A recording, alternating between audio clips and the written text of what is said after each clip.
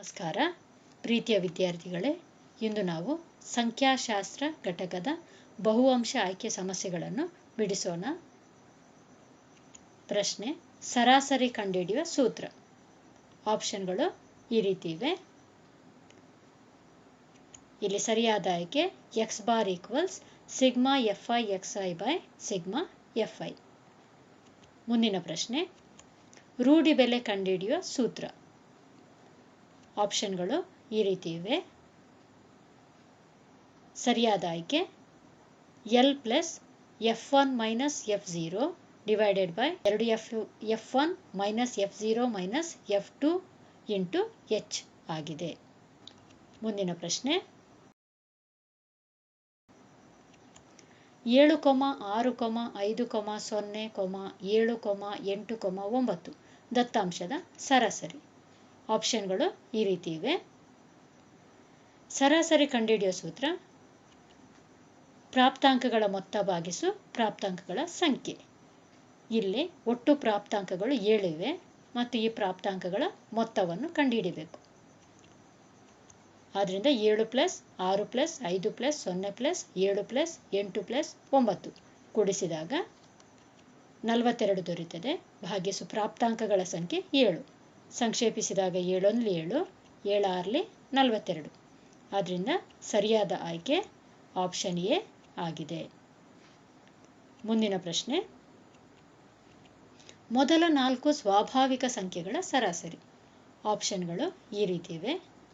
ಮೊದಲ 4 ಸ್ವಾಭಾವಿಕ ಸಂಖ್ಯೆಗಳು 1 2 3 4 ಆಗಿವೆ. ಆದ್ದರಿಂದ ಸರಾಸರಿ ಸಮ ಪ್ರಾಪ್ತಾಂಕಗಳ ಮೊತ್ತ ಬೈ ಪ್ರಾಪ್ತಾಂಕಗಳ ಸಂಖ್ಯೆ. ಪ್ರಾಪ್ತಾಂಕಗಳ ಮೊತ್ತ ಅಂದರೆ 1 ಪ್ಲಸ್ 2 ಪ್ಲಸ್ 3 ಪ್ಲಸ್ 4. ಪ್ರಾಪ್ತಾಂಕಗಳು ಒಟ್ಟು 4 ಇವೆ. ಅದರಿಂದ ಇಲ್ಲಿ ಕೂಡಿಸಿದಾಗ 10 ಬೈ 4. ಇಲ್ಲಿ ಸಂಕ್ಷೇಪಿಸಿದಾಗ 4 1 4, 4 2 8, 4 5 20. ಆದ್ದರಿಂದ ಸರಿಯಾದ ಆಯ್ಕೆ 2.5 ಆಗಿದೆ. ಮುಂದಿನ ಪ್ರಶ್ನೆ: ಮೊದಲ 4 2 ಬೆಸ ಸಂಖ್ಯೆಗಳ ಸರಾಸರಿ. ಆಪ್ಷನ್ಗಳು ಈ ರೀತಿ ಇವೆ. 2 ಬೆಸ ಸಂಖ್ಯೆಗಳು ಬೇಕು. 2 ಬೆಸ ಸಂಖ್ಯೆಗಳು 11 ರಿಂದ ಆರಂಭವಾಗ್ತವೆ. 11, 13, 15, 17. ಆದ್ದರಿಂದ ಸರಾಸರಿ ಸಮ ಪ್ರಾಪ್ತಾಂಕಗಳ ಮೊತ್ತ ಬೈ ಪ್ರಾಪ್ತಾಂಕಗಳ ಸಂಖ್ಯೆ. ಈ ಪ್ರಾಪ್ತಾಂಕಗಳನ್ನು ಕೂಡಿಸಿ 4 ರಿಂದ ಭಾಗಿಸೋಣ. ಇಲ್ಲಿ ಕೂಡಿಸಿದಾಗ 56 ಬೈ 4. 4 1 4, 4 14 56. ಅದರಿಂದ ಸರಾಸರಿ 14 ಆಗಿದೆ. ಸರಿಯಾದ ಆಯ್ಕೆ ಸಿ 14. ಮುಂದಿನ ಪ್ರಶ್ನೆ: 5 ಪ್ರಾಪ್ತಾಂಕಗಳ ಸರಾಸರಿ 6 ಆದರೆ ಆ ಪ್ರಾಪ್ತಾಂಕಗಳ ಮೊತ್ತ. ಆಪ್ಷನ್ಗಳು ಈ ರೀತಿ ಇವೆ. ಇಲ್ಲಿ ಪ್ರಾಪ್ತಾಂಕಗಳು 5 ಇವೆ, ಸರಾಸರಿ 6 ಇದೆ. ಪ್ರಾಪ್ತಾಂಕಗಳ ಮೊತ್ತ ಕಂಡುಹಿಡಿಯಬೇಕು. ಅದರಿಂದ ಸರಾಸರಿ ಸಮ ಪ್ರಾಪ್ತಾಂಕಗಳ ಮೊತ್ತ ಬೈ ಪ್ರಾಪ್ತಾಂಕಗಳ ಸಂಖ್ಯೆ.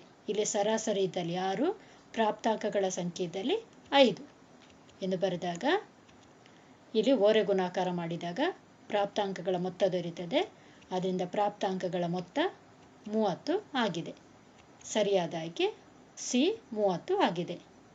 ಮುಂದಿನ ಪ್ರಶ್ನೆ: ಒಂದು ದತ್ತಾಂಶದ ಸರಾಸರಿ ಮತ್ತು ಸಿಗ್ಮಾ ಎಕ್ಸ್ಗಳು ಕ್ರಮವಾಗಿ 20 ಮತ್ತು 400 ಆದರೆ ಆ ದತ್ತಾಂಶದಲ್ಲಿರುವ ಪ್ರಾಪ್ತಾಂಕಗಳ ಸಂಖ್ಯೆಗಳೆಷ್ಟು? ಆಪ್ಷನ್ಗಳು ಈ ರೀತಿ. ಸರಾಸರಿ ಸಮ ಪ್ರಾಪ್ತಾಂಕಗಳ ಮೊತ್ತ, ಇದನ್ನು ಸಿಗ್ಮಾ ಎಕ್ಸ್ ಎಂದು ಬರೆಯಬಹುದು, ಭಾಗಿಸು ಪ್ರಾಪ್ತಾಂಕಗಳ ಸಂಖ್ಯೆ. ಇಲ್ಲಿ ಸರಾಸರಿಯನ್ನು ಕೊಟ್ಟಿದ್ದಾರೆ, ಪ್ರಾಪ್ತಾಂಕಗಳ ಮೊತ್ತವನ್ನು ಕೊಟ್ಟಿದ್ದಾರೆ. ನಾವು ಈ ಪ್ರಾಪ್ತಾಂಕಗಳ ಸಂಖ್ಯೆಯನ್ನು ಕಂಡುಹಿಡಿಯಬೇಕು. ಇಲ್ಲಿ 400 20 ರಿಂದ ಭಾಗಿಸಿದಾಗ 21 20 20 20 400. ಆದ್ದರಿಂದ ಪ್ರಾಪ್ತಾಂಕಗಳ ಸಂಖ್ಯೆ 20 ಆಗಿದೆ. ಸರಿಯಾದ ಆಯ್ಕೆ ಬಿ 20. ಮುಂದಿನ ಪ್ರಶ್ನೆ: x, x plus 3, x plus 6 ಈ ದತ್ತಾಂಶದ ಸರಾಸರಿ 10 ಆದರೆ x ನ ಬೆಲೆ. ಆಪ್ಷನ್ಗಳು ಈ ರೀತಿ ಇವೆ. ಇಲ್ಲಿ ಸರಾಸರಿ ಕೊಟ್ಟಿದ್ದಾರೆ, ಪ್ರಾಪ್ತಾಂಕಗಳು 3 ಇವೆ. x ನ ಬೆಲೆಯನ್ನು ಕಂಡುಹಿಡಿಯಬೇಕು. ಸರಾಸರಿ 10 ಈಕ್ವಲ್ಸ್ ಪ್ರಾಪ್ತಾಂಕಗಳ ಮೊತ್ತ ಅಂದರೆ x plus 3 plus x plus 6 by ಪ್ರಾಪ್ತಾಂಕಗಳು 3 ಇವೆ. ಇಲ್ಲಿ ಕೂಡಿಸಿದಾಗ ಎಕ್ಸ್ ಪ್ಲಸ್ ಎಕ್ಸ್ ಇದ್ದದ್ದು 3x ಪ್ಲಸ್ 9 ಬೈ 3. ಇಲ್ಲಿ ಓರೆ ಗುಣಾಕಾರ ಮಾಡಿದಾಗ 3 × 10 equals 3x plus 9, 30 minus 9 equals 3x, 30ರಿಂದ 9 ಕಳೆದಾಗ 21, ಅದರಿಂದ 21 ಬೈ 3, 3 1 3, 3 7 21, ಎಕ್ಸ್ನ ಬೆಲೆ 7 ಆಗಿದೆ. ಸರಿಯಾದ ಆಯ್ಕೆ ಸಿ 7. ಮುಂದಿನ ಪ್ರಶ್ನೆ, ಮಧ್ಯಾಂಕ ಕಂಡುಹಿಡಿಯ ಸೂತ್ರ. ಆಪ್ಷನ್ಗಳು ಈ ರೀತಿ ಇವೆ. ಸರಿಯಾದ ಆಯ್ಕೆ L plus n/2 minus CF by F into H ಆಗಿದೆ. ಮುಂದಿನ ಪ್ರಶ್ನೆ, 55, 35, 15, 25, 45 ಈ ದತ್ತಾಂಶದ ಮಧ್ಯಾಂಕವು. ಆಪ್ಷನ್ಗಳು ಈ ರೀತಿ ಇವೆ. ಈ ದತ್ತಾಂಶಗಳನ್ನು ಮೊದಲು ನಾವು ಏರಿಕೆ ಕ್ರಮದಲ್ಲಿ ಜೋಡಿಸಬೇಕು. ಆಮೇಲೆ ಅವುಗಳಲ್ಲಿ ಮಧ್ಯದ ದತ್ತಾಂಶವನ್ನು ಗುರುತಿಸಬೇಕು. ಇಲ್ಲಿ ಮಧ್ಯದಲ್ಲಿ 35 ಇದೆ, ಆದ್ದರಿಂದ ಸರಿಯಾದ ಆಯ್ಕೆ 35 ಆಗಿದೆ. ಮುಂದಿನ ಪ್ರಶ್ನೆ, 5, 3, 14, 16, 19 ಮತ್ತು 20 ಈ ಪ್ರಾಪ್ತಾಂಕಗಳ ಮಧ್ಯಾಂಕ. ಆಪ್ಷನ್ಗಳು ಈ ರೀತಿ ಇವೆ. ಮೊದಲು ನಾವು ಈ ದತ್ತಾಂಶಗಳನ್ನು ಏರಿಕೆ ಕ್ರಮದಲ್ಲಿ ಜೋಡಿಸಬೇಕು. ಆಗ 3, 5, 14, 16, 19, 20. ಇಲ್ಲಿ ಮಧ್ಯದಲ್ಲಿ ಬರುವುದು ನಮಗೆ 14 ಮತ್ತು 16. ಇವುಗಳ ಸರಾಸರಿ ಕಂಡುಹಿಡಿಬೇಕು. ಅಂದರೆ 14 ಪ್ಲಸ್ 16 ಬೈ 2, ಅದು 30 ಬೈ 2, 2 1 2, 2 15 30. ಆದ್ದರಿಂದ ಮಧ್ಯಾಂಕವು 15 ಆಗಿದೆ. ಸರಿಯಾದ ಆಯ್ಕೆ ಸಿ 15. ಮುಂದಿನ ಪ್ರಶ್ನೆ, ಕೇಂದ್ರೀಯ ಪ್ರವೃತ್ತಿಗಳ 3 ಅಳತೆಗಳ ನಡುವಿನ ಪ್ರಾಯೋಗಿಕ ಸಂಬಂಧವು. ಇದರಲ್ಲಿ ಸರಿಯಾದ ಆಯ್ಕೆ 3 ಮಧ್ಯಾಂಕ = ಬಹುಲಕ ಪ್ಲಸ್ 2 ಸರಾಸರಿ ಆಗಿದೆ. ಮುಂದಿನ ಪ್ರಶ್ನೆ, ಬಹುಲಕ ಈಕ್ವಲ್ಸ್. ಆಪ್ಷನ್ಗಳು ಈ ರೀತಿ ಇವೆ. ಇಲ್ಲಿ ಸರಿಯಾದ ಆಯ್ಕೆ ಬಹುಲಕ ಈಕ್ವಲ್ಸ್ 3 ಮಧ್ಯಾಂಕ ಮೈನಸ್ 2 ಸರಾಸರಿ. ಮುಂದಿನ ಪ್ರಶ್ನೆ, ಕೆಲವು ದತ್ತಾಂಶಗಳ ಮಧ್ಯಾಂಕವು 40 ಆಗಿದೆ, ಅವುಗಳ ಸರಾಸರಿ 19 ಆದರೆ ದತ್ತಾಂಶಗಳ ಬಹುಲಕ ಕಂಡುಹಿಡಿಯಿರಿ. ಆಪ್ಷನ್ಗಳು ಈ ರೀತಿ ಇವೆ. ನಮಗೀಗಲೇ ತಿಳಿದಿದೆ ಮಧ್ಯಾಂಕ, ಸರಾಸರಿ ಮತ್ತು ಬಹುಲಕಗಿರುವ ಸಂಬಂಧ ಇದಾಗಿದೆ. ಆದ್ದರಿಂದ ಮಧ್ಯಾಂಕ ಮತ್ತು ಸರಾಸರಿ ಬೆಲೆಯನ್ನು ಇಲ್ಲಿ ಆದೇಶಿಸಿದಾಗ 3 × 40 ಮೈನಸ್ 2 × 19, 120 ಮೈನಸ್ 38 ಕಳೆದಾಗ 82. ಆದ್ದರಿಂದ ಬಹುಲಕ 82 ಆಗಿದೆ. ಸರಿಯಾದ ಆಯ್ಕೆ 82. ಮುಂದಿನ ಪ್ರಶ್ನೆ, ಒಂದು ದತ್ತಾಂಶದ ಬಹುಲಕ ಮತ್ತು ಸರಾಸರಿ ಕ್ರಮವಾಗಿ 9 ಮತ್ತು 6 ಆಗಿವೆ. ಹಾಗಾದರೆ ಆ ದತ್ತಾಂಶದ ಮಧ್ಯಾಂಕವು. ಆಪ್ಷನ್ಗಳು ಈ ರೀತಿ ಇವೆ.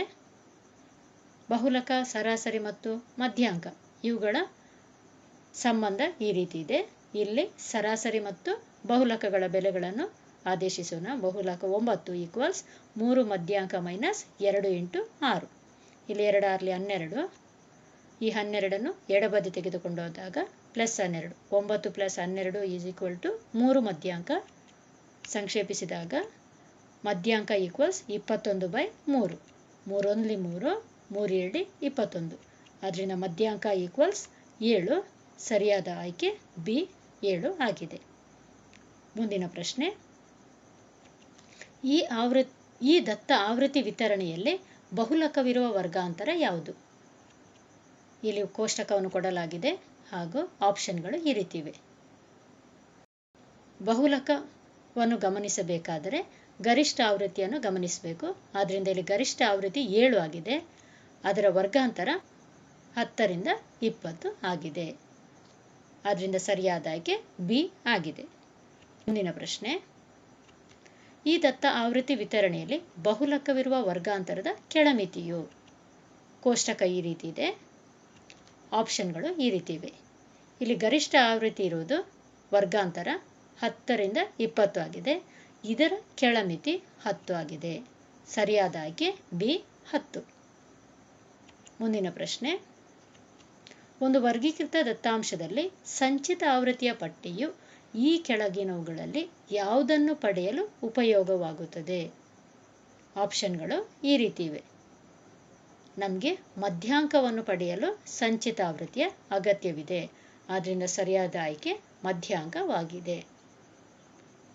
ಮುಂದಿನ ಪ್ರಶ್ನೆ, 65 ರಿಂದ 80 ಈ ವರ್ಗಾಂತರದ ಮಧ್ಯಬಿಂದು.